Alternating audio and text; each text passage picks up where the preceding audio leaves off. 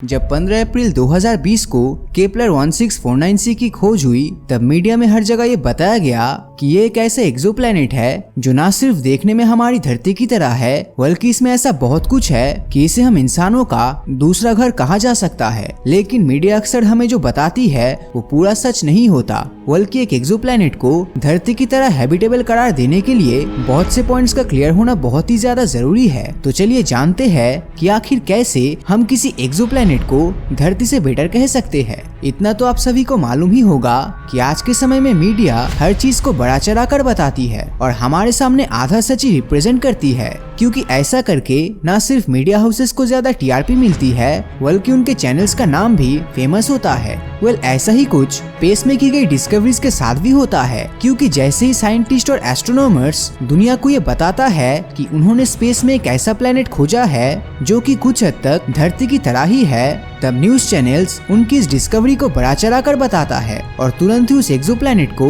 इंसानों के रहने लायक बताकर लोगों को वहां कॉलोनी बसाने का ख्वाब दिखाती है। हालांकि हमें जो दिखाया और बताया जाता है वो रियलिटी नहीं होती, क्योंकि रियलिटी तो इससे बहुत ही ज्यादा अलग है। हमारे यूनिवर्स में बहुत सारे प्लैनेट्स मौजूद है जो कि हमारी धरती की तरह ही अपने अपने स्टार का चक्कर लगाते हैं, और एक्सोप्लैनेट भी एक प्लैनेट ही है जो कि किसी और सोलर सिस्टम में मौजूद है। एक्सोप्लैनेट का एक अलग क्राइटेरिया होता है जिसमें उसका मास अपने स्टार के मास से कम और किसी एस्ट्रॉइड के मास से ज्यादा होना चाहिए, वरना इसकी ग्रेविटी इतनी नहीं होगी कि इसकी वजह से कोई सेलेस्टियल बॉडी शेप में राउंड हो जाए। इतना ही नहीं, वो भी हमारी धरती और अदर प्लैनेट की तरह बिल्कुल खाली होनी चाहिए। शायद ही आप इस बारे में जानते हो कि प्लैनेट के लिए जब ये क्राइटेरिया तैयार किया गया तब इसी क्राइटेरिया के अकॉर्डिंग 2006 में प्लूटो को क्लासिकल प्लैनेट की लिस्ट से बाहर करके एक ड्वार्फ प्लैनेट की लिस्ट में रख दिया गया, क्योंकि प्लूटो की ऑर्बिट में बहुत सारे ऐसे ऑब्जेक्ट्स घूम रहे थे जो लगभग प्लूटो की तरह ही थे और प्लूटो सिर्फ उनमें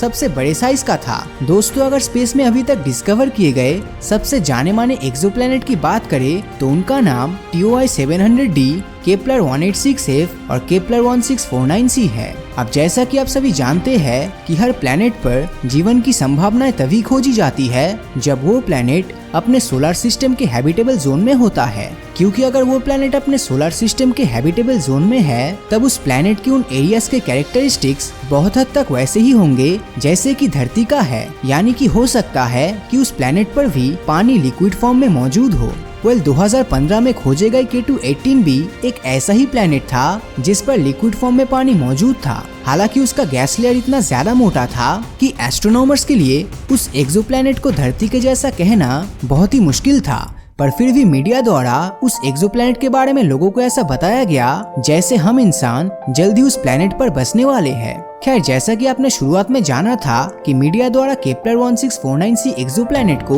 धरती से भी बेटर बताया गया था, लेकिन इसकी सच्चाई कुछ और ही है, क्योंकि K2 साइंस ऑफिसर के डायरेक्टर जेफ कॉगलिन ने जब इस एक्सोप्लैनेट की डिस्कवरी के बारे में दुनिया को बताया था तब उन्होंने इस एक्सोप्लैनेट को लेकर ये स्टेटमेंट दिया था कि ये एक्सोप्लैनेट अब तक खोजे गए एक्सोप्लैनेट में से सबसे ज्यादा धरती के जैसा ही है। पर मीडिया ने न सिर्फ उनके स्टेटमेंट को बदला बल्कि इस प्लैनेट को धरती से भी बेटर करार दे दिया, क्योंकि उनके अनुसार ये धरती से 1.06 गुना बड़ा है और इस पर अपने सूरज से धरती पर आने वाली लाइट की महज 75% ही आती है। साथ ही इसका सरफेस टेम्परेचर -39.15 डिग्री सेल्सियस है, जो कि न सिर्फ धरती के टेम्परेचर के करीब है बल्कि वाटर के लिक्विड फॉर्म में होने का पुख्ता सबूत है। अब अगर आप सोच रहे हैं कि केपलर द्वारा खोजे गए सिर्फ इन्हीं प्लैनेट्स के साथ ऐसा हुआ है तो आप बिल्कुल गलत हो, क्योंकि इसके पहले 2014 में खोजे गए केपलर 186f इस अर्थ ट्विंस कंपटीशन का हिस्सा बना था, क्योंकि इस प्लैनेट का मेन एडवांटेज ये था कि ये धरती की तरह ही अपनी एक्सिस पर टिल्ट था और इस पर धरती के जैसा ही सीजन चेंज हो रहा था। ऐसा ही कुछ TOI 700d के साथ भी हुआ था, क्योंकि इस प्लैनेट पर हवा राइट साइड से चलती थी और इसका कन्वर्शन उसके स्टार फेस साइड में मौजूद एक पॉइंट पर होता था, यानी कि ये प्लैनेट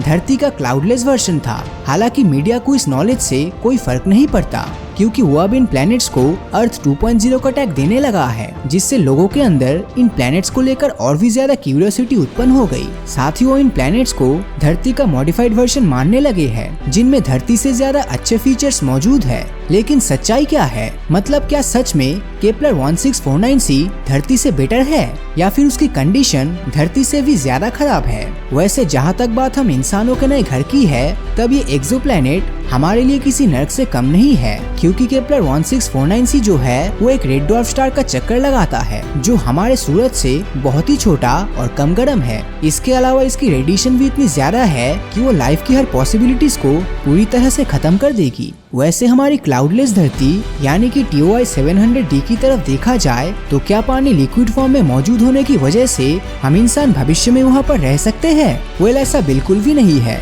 क्योंकि अपने स्टार के ज्यादा करीब होने की वजह से इस प्लेनेट पर रात का टेम्परेचर 0 से भी नीचे चला जाता है, जिस कारण से इस पर मौजूद सारा पानी आइस बन जाता है। और जब दिन आता है तब स्टार की तेज रेडिएशन की वजह से ये गर्म होना स्टार्ट हो जाता है, जिसके रिजल्ट में इसके सरफेस पर मौजूद पानी इवेपोरेट हो जाती है, जिससे इस प्लेनेट पर पानी बहुत ही कम हो जाता है। अब आप ही बताइए कि आखिर कोई एक ऐसे प्लेनेट पर कैसे रह सकता है जो रात में बहुत ही ज्यादा ठंडा और दिन में बहुत ही ज्यादा गर्म हो, साथ ही वहाँ पर पानी की भी कमी हो। अब अगर हम केपलर 186f के बारे में कहे कि हम वहाँ पर रह सकते हैं क्योंकि वो धरती की तरह ही टिल्ट है और उस पर सीजन चेंज हो रहा है, तो ये हमारी सबसे बड़ी बेवकूफी होगी, क्योंकि ना तो हमें उस प्लेनेट का मास पता है और ना ही उसकी केमिकल कॉम्पोजिशन। अगर कुछ ऐसा है जो हम जानते हैं तो वो है इसका टिल्ट और उससे होने वाली सीजन चेंज की संभावनाएं। पर इतने सी इन्फॉर्मेशन से ये कहना सही नहीं है कि वो धरती से बेटर है या फिर अर्थ 2.0 है, क्योंकि ऐसा करके मीडिया हमारे साथ मजाक कर रही है और हम दूसरों के साथ। दोस्तों, आपकी जानकारी के लिए बता दूं, ये प्लेनेट हमारी धरती से बहुत ही दूर होते हैं और एस्ट्रोनॉमर सिर्फ कुछ ग्राफिकल डेटा के जरिए इन प्लेनेट के बारे में पता लगा पाते हैं, जिस वजह से इन्हें हम इंसानों का दूसरा घर कहना हवा में तीर चलाने जैसा ही होगा। वेल, शायद ही आपको पता हो कि ये प्लेनेट भी कभी कभी धोखा दे जाते हैं, और इसका जीता जागता एग्जाम्पल कुछ समय पहले हमारे सोलर सिस्टम से बाहर खोजे गए एक प्लेनेट से मिलता है, जिसका नाम फोमलहाउट B था। वैसे अपनी डिस्कवरी के समय ये एक्सोप्लैनेट सभी को एक प्लेनेट की तरह ही लगा, पर जब एस्ट्रोनॉमर्स और साइंटिस्ट ने इसके बारे में डीपली जानने की कोशिश की, तब उन्हें ये पता चला कि ये एक प्लेनेट नहीं बल्कि आइस की दो बॉडीज से टकराने से निकली हुई डस्ट है। इस जानकारी के बाद यूनिवर्सिटी ऑफ एरिजोना ने इस एक्सोप्लैनेट को दुनिया का पहला ऐसा एक्सोप्लैनेट करार दिया जो कि कभी एग्जिस्ट ही नहीं करता था। तो अब आप अच्छे से समझ ही गए होंगे कि जो दिखता है वो वास्तव में होता नहीं है, और अक्सर मीडिया में हमें स्पेस और प्लेनेट डिस्कवरीज को लेकर अधूरी बात ही बताई जाती है, जिसमें से 95% बातें झूठी होती है। तो मीडिया जो स्पेस साइंस और एस्ट्रोनॉमी को लेकर आए दिन हर वो चीज बढ़ा चढ़ा कर बताती है, उसके बारे में आपकी राय नीचे कमेंट करके जरूर बताना। और अगर ये वीडियो आपको अच्छा लगा हो तो इस वीडियो को लाइक और अपने दोस्तों के साथ शेयर करना मत भूलना। और अगर अभी तक आपने हमारे चैनल को सब्सक्राइब नहीं किया है तो सब्सक्राइब करके नोटिफिकेशन बेल को ऑन कर दीजिए, क्योंकि मैं ऐसी ही वीडियोस हर हफ्ते लाता रहता हूँ। तो मिलता हूँ आपसे अगले वीडियो में, और हमेशा की तरह थैंक्स फॉर वॉचिंग।